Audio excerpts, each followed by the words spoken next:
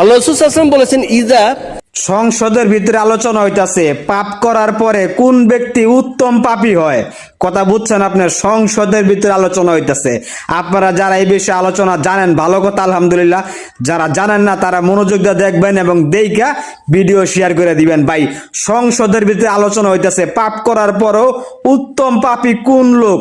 আল্লাহ রাসূল সাল্লাল্লাহু আলাইহি ওয়াসাল্লাম বলেছেন ইজা, বলেছেন কুল্লু বানি আদমা খাত্তাউন, প্রত্যেক আদম সন্তানই ভুল করে, অন্যায় করে, পাপ করে।